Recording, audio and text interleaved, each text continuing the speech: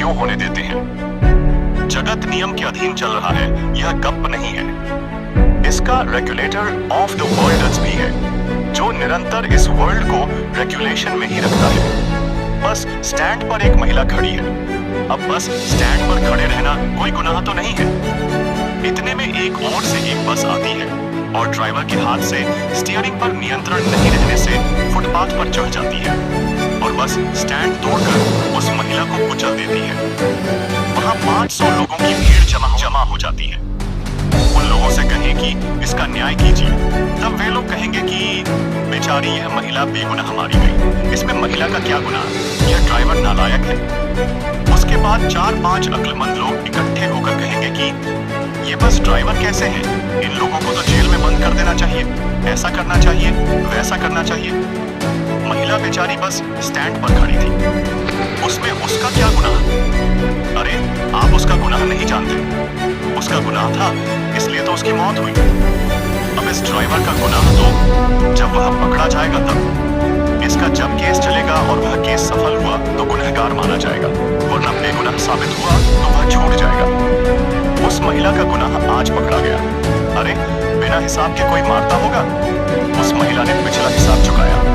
समझ जाना चाहिए कि उस महिला ने भुगता, इसलिए उसकी भूल। बाद में जब वह ड्राइवर पकड़ा जाएगा तब ड्राइवर की भूल। आज जो पकड़ा गया वह गुनहगार। ऊपर से कुछ लोग क्या कहते हैं कि यदि भगवान होता तो ऐसा होता ही नहीं, इसलिए भगवान जैसी कोई चीज ही संसार में नहीं लगती। इस महिला का क्या गुनाह था?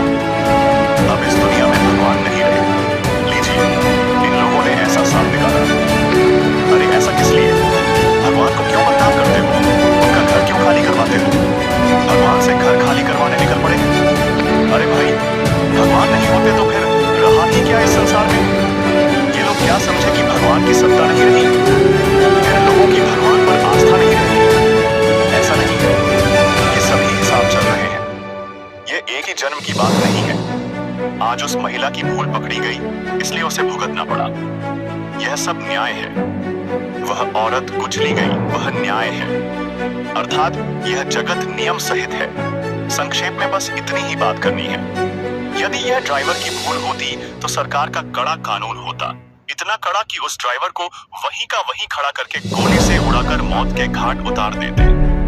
लेकिन यह तो सरकार भी नहीं कहती, क्योंकि किसी को खत्म नहीं कर सकते।